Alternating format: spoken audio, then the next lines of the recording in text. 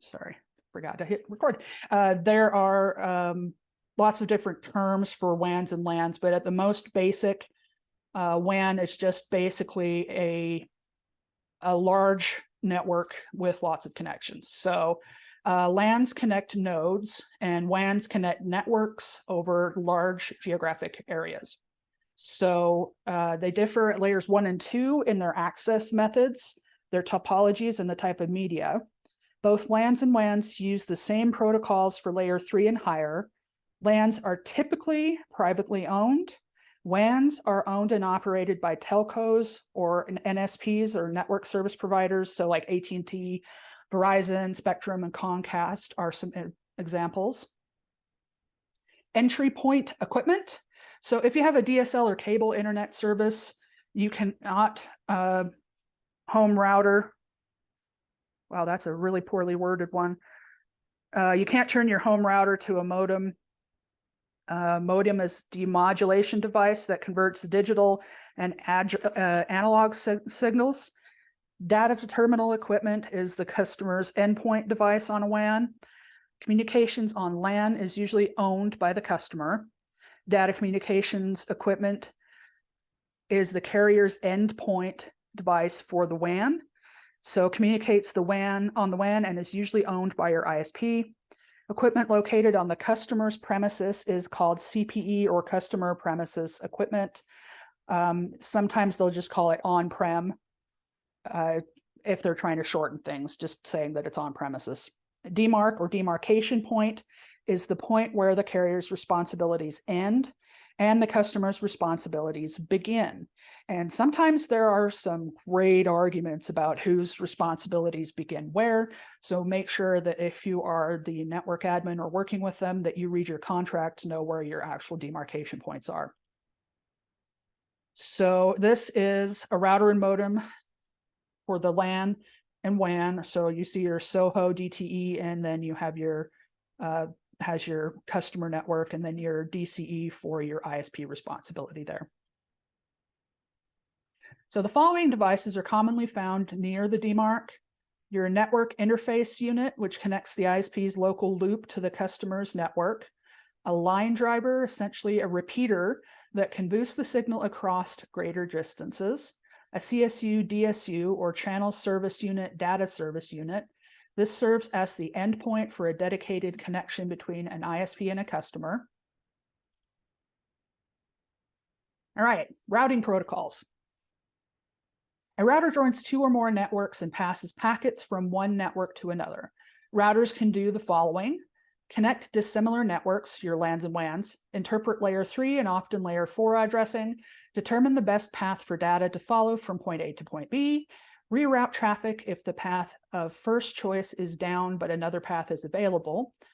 Routers may perform any of the following optional functions: filter broadcast transmissions, prevent certain types of traffic from getting to a network, support simultaneous local and remote connectivity, provide high network fault tolerance through redundant components, monitor network traffic, and report statistics, diagnose internal or other connectivity problems and trigger alarms. There's core routers, edge routers, and exterior routers. So core routers, they're also called interior routers. Those direct data between networks within the same autonomous system. Edge routers or border routers connect the autonomous system with an outside network.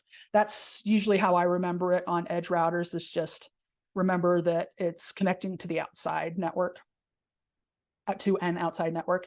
And then there's exterior routers. These refer to any routers outside the organization, and it directs data between autonomous systems. So here's your example with core edge and exterior routers. So your anonymous system 1 here, 2, and then you have your core edge, and then your exterior routers, and then you can see your cores and your edge there as well. Routing tables. A routing table is a database that holds information about where hosts are located and the most efficient ways to reach them. Routers rely on them to identify which router is the next hop. This is all stuff we've gone over in here. Next hop to reach a particular destination host. Routing tables contain IP addresses and network masks that identify a network that a host or another router belongs to. So this is a graphical example of LAN AB. So you see A, B, C, and D here, and then you can see as it goes out to the internet. Routing path types. Routing paths, sorry,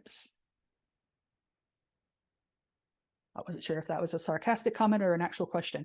Routing paths are determined in one of two ways: static routing and dynamic routing, which we've gone over a couple of times. Basically, static routing is your small business because it's manually configured, and dynamic routing, this is the one that's automatically detected, and it can also help calculate which one's the best path and help maintain that information within your routing table. Yeah. The route utility allows you to view a host's routing table. If you just do route, that's your command there. It can also be used to add or delete static routes. The following, here are some just different variations of route. So Linux or Unix, you just use route. Windows, it's route print. And Cisco, because they always have to be a little bit different, is show IP route.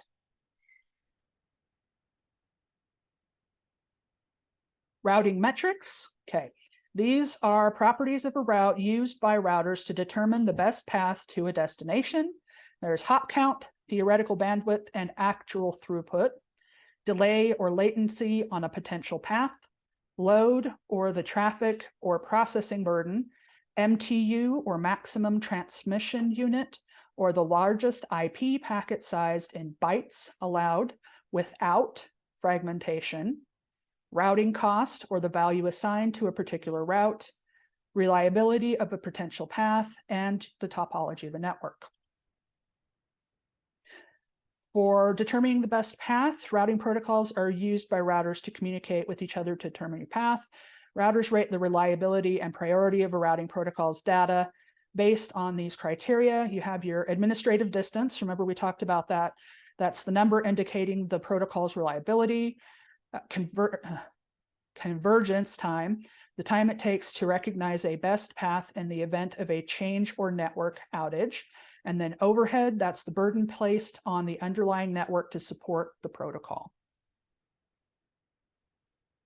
Is there any questions? That's all kind of review. That's all stuff that we've talked about before. Hopefully it refreshes what we went over last week. Any questions before we go into interior and exterior gateway protocols? Got it? Okay. Okay, IGPs or interior gateway protocols are routing protocols used by core routers and edge routers within autonomous systems and are often grouped according to the algorithms they use to calculate best paths. Distance vector routing protocols calculate path on the basis of the distance to that destination.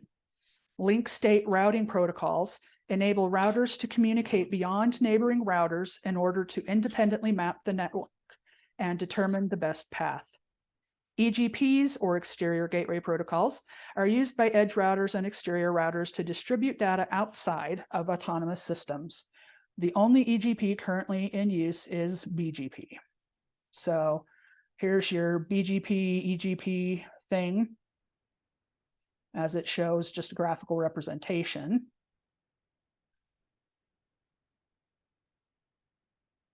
OSPF, some letters I mix up when I look at them sometimes, so I apologize. Open shortest path first is an IGP and link state protocol used on interior or border routers. The characteristics include it supports large networks, it imposes no hop limits, complex algorithm, calculates a more efficient best path, shared data, it maintains a database of other routers' links. It has low overhead and fast convergence, so it demands more memory and CPU power for calculations, but keeps network bandwidth to a minimum and provides a very fast convergence time. Stability uses algorithms that prevent routing loops, and multi-vendor routers supported by all modern routers. ISIS, or intermediate system to intermediate system, is an IGP and link state routing protocol. It uses best path algorithms similar to OSPF. It is designed for use on core routers only. And then there's EIGRP, Enhanced Interior Gateway Routing Protocol. And this one's an advanced distance vector protocol that combines some of the features of link state protocol. This one's often referred to as hybrid protocol, offers fast convergence time and low network overhead. It's easier to configure and has less CPU intensive needs than the OSPF does. Supports multiple protocols and limits unnecessary network traffic between routers. EIGRP was originally proprietary to Cisco routers. And then there's BGP, which they talked about. The only EGP is BGP, Border Gateway Protocol, is the only current EGP and is known as Protocol of the Internet. So BGP spans multiple autonomous systems. Its special characteristics are path vector routing protocol. It's efficient and it's customizable. It's the most complex of the routing protocols mentioned within this module. Routing redundancy. So large networks should have multiple ISP connections, with each using geographically separate hardware and network media. Two redundancy techniques include active-active redundancy. All redundant resources are active at all times and work is distributed among them. And then there's active-passive redundancy. Only one or a few redundant resources are active at any time, with backup devices on standby. FHRP, or first hop redundancy protocol, can be used to provide a VIP or virtual IP address as the default gateway. VRRP, or virtual router redundancy protocol. HSRP, hot standby routing protocol. GLBP, gateway load balancing protocol. Okay, so quick question for you guys. Why do you think a company would choose active-passive over active-active?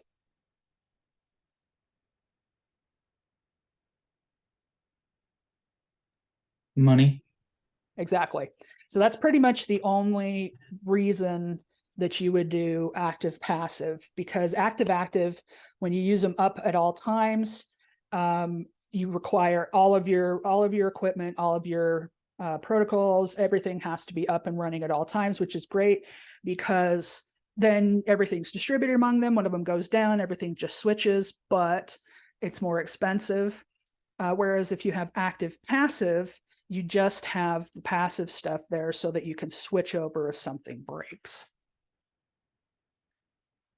Yep, and energy, that's a good point too. A lot of them, they try to save energy because of money too. Sorry, go ahead. I thought you were done, but my question was, can you, because I'm pretty sure, like, at least when I was in the military, for more of our non-training networks, we ran active, so there was always a secondary up, and then I want to say we had a third, and that was on passive. So that way, in the event you had a backup to your backup. So they did like an active passive, basically. I'm pretty sure. I would not be surprised. Usually, if you're in a higher security environment, if you can afford to do that, that is a really good way to do it, because then you get load balancing between the two active, and then if one of them dies, you've got your passive that you can prop in as well. That's one of those, we would very much like to see that happen with everything, but bean counters have a tendency to not like active when they look at the price tag. Oh, knowledge tech. Okay. And don't feel bad. These are more of those acronyms. So which routing protocol runs between your network's edge router and your ISP's edge router? So there's the EIGRP, RIP, OSPF, and BGP.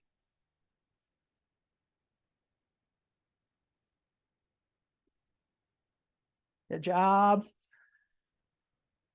BGP. Okay, WAN connectivity. WAN connectivity options include the following: broadband. Cables and bandwidth are shared between multiple customers. ISP makes a, quote, best effort attempt to provide up to advertised bandwidth. Bandwidth is asymmetrical, asynchronous, which means download speeds are faster than upload speeds. DIA, or dedicated internet access. Bandwidth is dedicated to a single customer.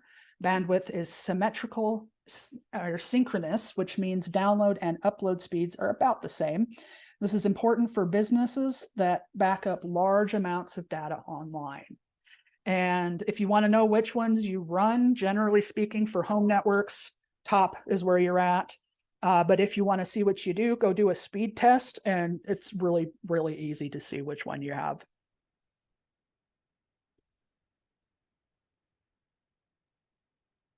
Okay, DSL, or digital subscriber lines, is a WAN connection method that operates over PSTN, which is the public switched telephone network.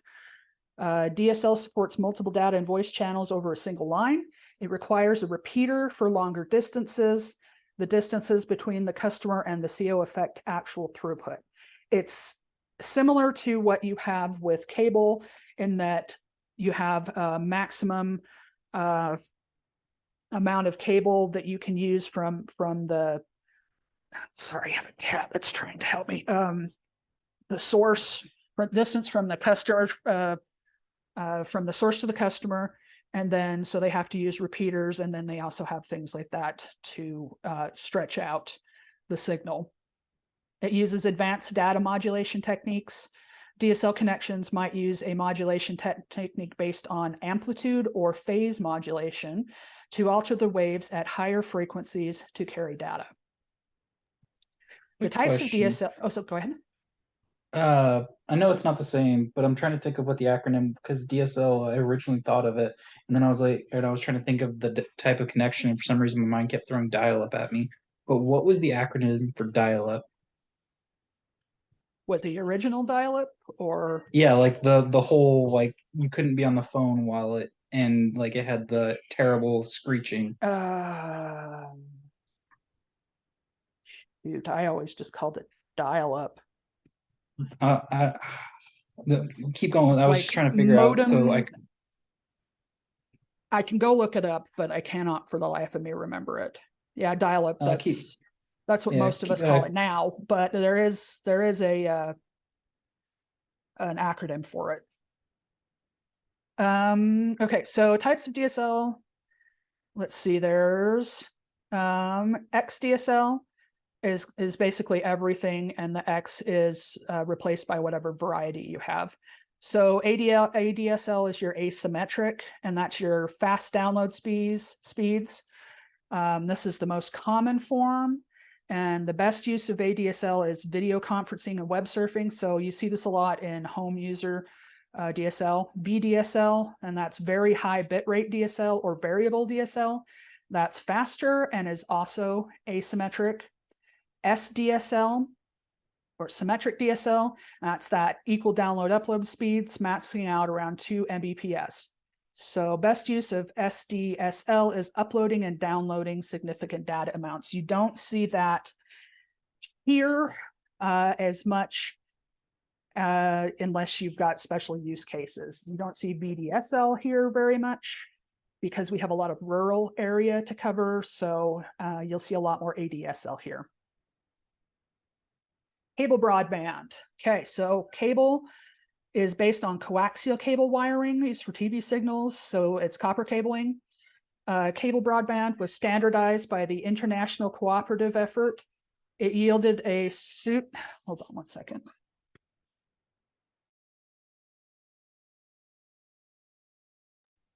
Sorry, very loud cat that was starting to get louder. It yields a suite of specifications called DOCSIS, or Data over Cable Service Interface Specifications. Service is typically offered at asymmetric speeds like 70 and 7.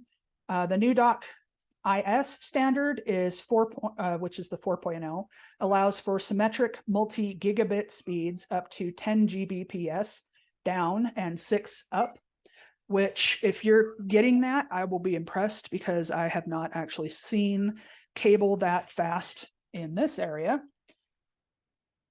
Yeah, my Meep likes to, her name is Meepadeep. Yes, you can make fun of the cat naming.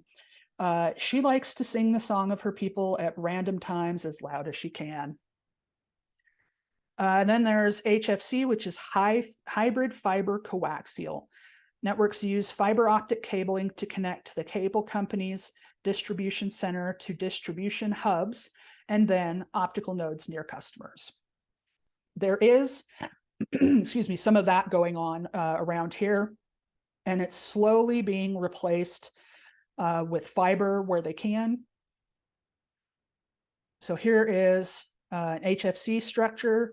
As you can see, there's your fiber rings, and you can see where it goes out to the nodes, and then it hits the nodes, then you see your coax cable go out to your consumers. So a cable modem modulates and demodulates your signals for transmission and reception via your cable wiring. They operate at the physical and data link layers on the OSI model. A cable modem may connect to connectivity device such as a router or a switch.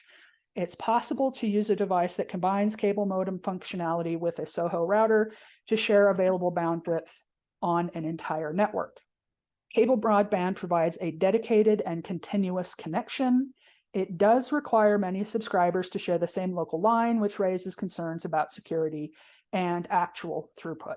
For example, I used to be on cable because we did not have fiber in the area that I was in previously. I think they started putting it in about 2 years ago here. But our cable speeds were listed at 200 Mbps, but you were lucky if you could get over 100.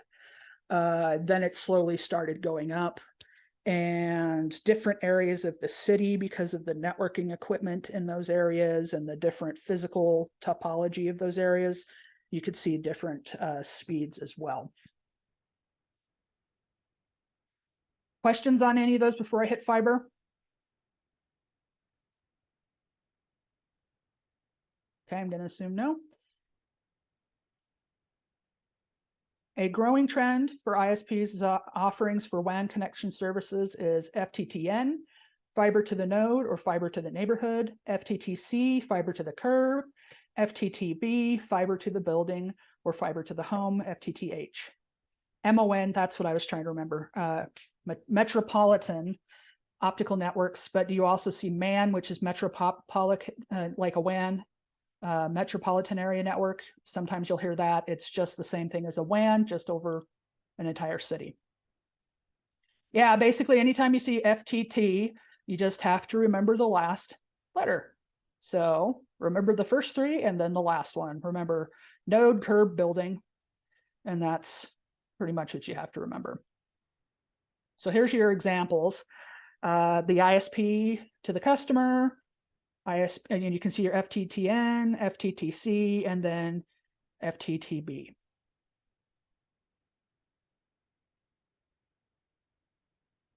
Yeah, eventually, who knows? Leased lines. So leased lines provide dedicated bandwidth or fiber optic connections. A dedicated line offers the following advantages. You have your dedicated bandwidth, symmetrical bandwidth, and SLA-backed guarantee. Ongoing monthly costs of a leased line vary greatly depending on many factors: how much bandwidth you want, the distance to the ISP's exchange or between the company's own locations. With smaller areas with larger metropolitan areas, like areas back east, that's not as big of a deal for the location as it is out here, where we have much larger expanses between cities, because we're technically considered rural or small city in a lot of the areas. That is where a lot of our price comes from, is the distance between the exchange and the company's location or the home's location, wherever it is going to be.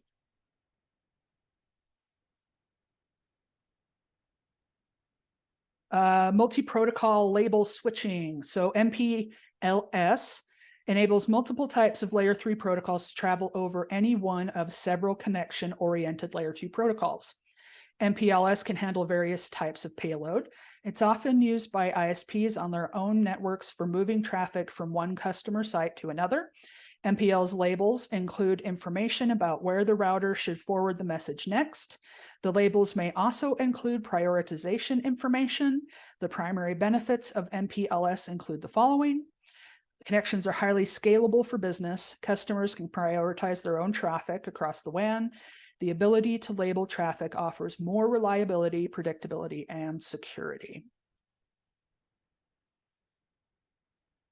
So here's an example. You see your ingress and egress, and then you'll see it loop around here. And that's just a graphic representation. Cloud connectivity options. You have your collation facility, and then it goes out to all your different options. Software-defined WAN. So an SD-WAN relies on abstract centralized control of networking devices to manage network functions across a diverse infrastructure and offers the following benefits: transport agnostic, active load balancing and automatic failover, intent-based management, zero-touch provisioning, and its reduced cost. So this is just a graphic of that and what it would look like. So you have your branch office, your home office, and then you can see where the broadband, the 5G, and the MPLS domain come in because those are all SD-WAN managed connections. Wireless WANs. These are specifically designed for high throughput long-distance digital data exchanges. Next, cellular networks. These were initially designed for analog phone services. Today, it delivers data and voice. And then you have our generations of technology 1 through 5. This first generation was analog. 2G used digital transmissions of up to 240 kbps. Third was 384 kbps, and data communications started to use packet switching. Fourth were all characterized by an all IP network for data and voice. And this one was 100 Mbps to 1 gig. And then fifth, this requires minimum speeds of 1 Gbps and maxes out at 20 Gbps and upload speeds of 10 Gbps. Now, the next jump on that is, if I remember correctly, 10G is the next jump that they've been talking about.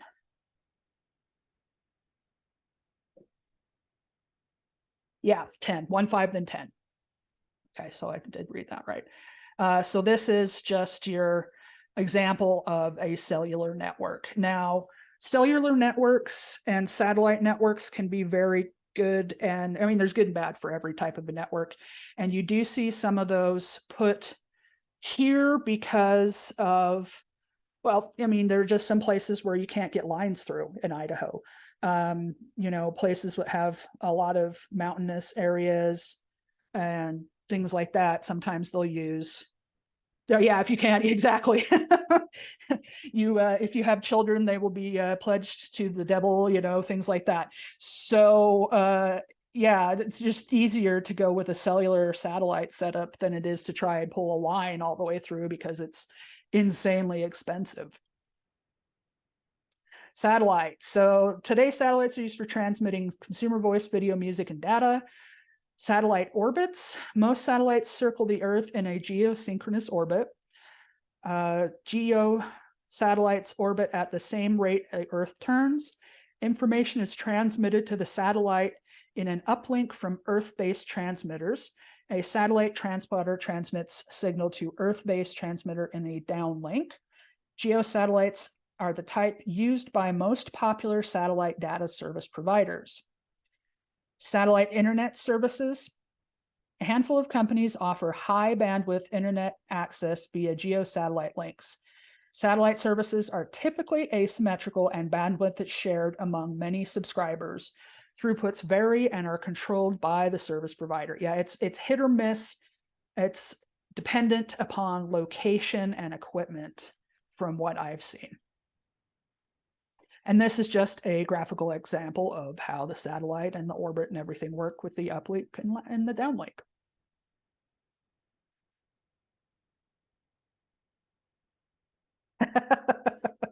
Shh, we don't want anyone to know that. All right, next, knowledge check activity. Which cellular generation was the first to offer speeds up to 1 Gbps? Don't feel bad if you don't remember, because we did go like straight through that. 2G, 3G, 4G LTE, or 4G?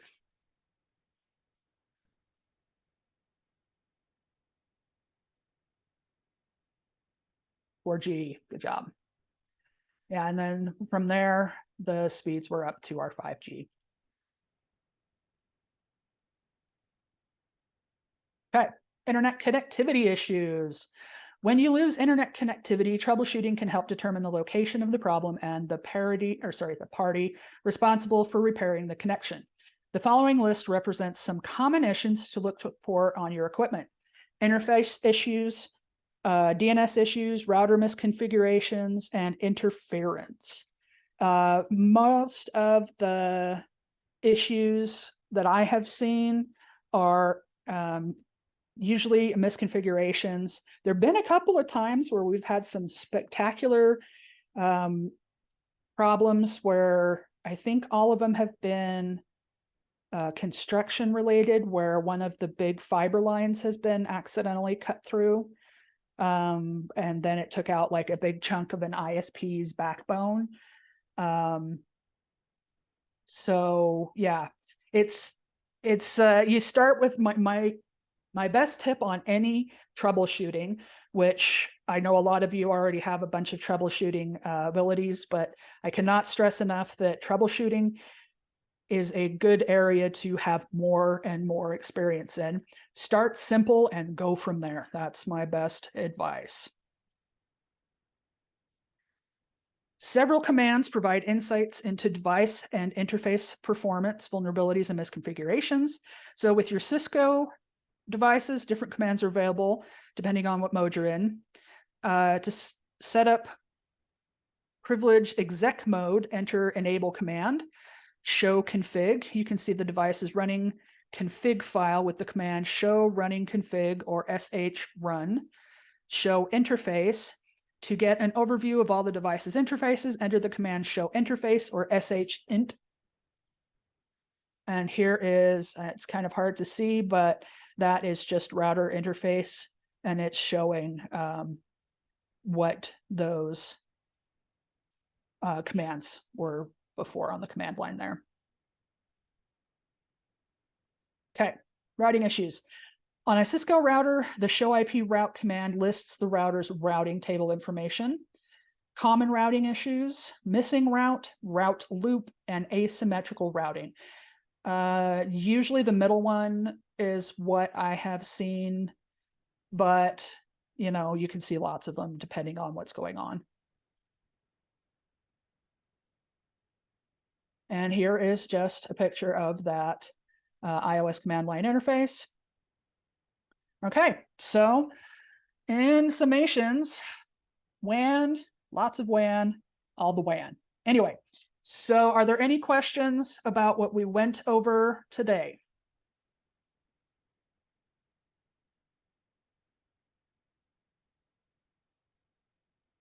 Nope. Nope. Okay. The combined test should be up by Wednesday at the latest. Yeah, I could repeat all of it, but you can just watch the recording. If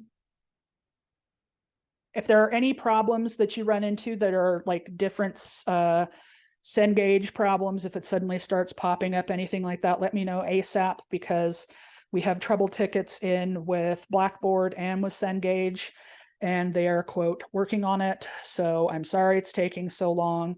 I've been pestering them every day, but you know how sometimes tracking down the problem and who's responsible for what can be very difficult. So as soon as I have it fixed, I will let you guys know, and you're able to get into Cengage, but there's no link on Blackboard.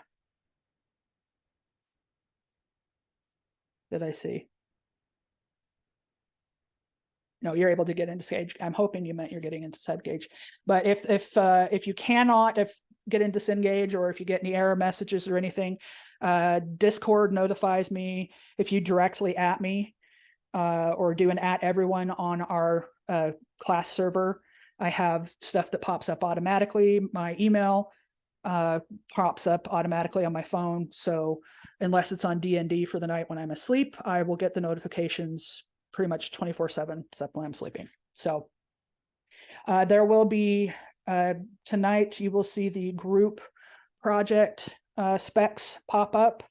It should not, I want to focus more on the presentation aspect. So I don't want to have like a huge paper type thing for it. I only want to do a couple of pages and then focus more on the presentation for you guys. So that's why I was rewriting it, because it was really looked more like a final project the way that it was done. And it was more like having a presentation and like a research paper at the same time. And I was like, it's a little much. So let's see. No, I always play a necromancer if I'm going to be playing anything on Dungeons and Dragons. So yeah, if you have any questions about that, then go out and look on the week 4 under Blackboard. You will see a ethics presentation section, and that's where everything's going to be put. Okay, any questions that I can answer? Everyone good? All right, if you do not have any questions, head out, go hit the books, and then have a good rest of your night.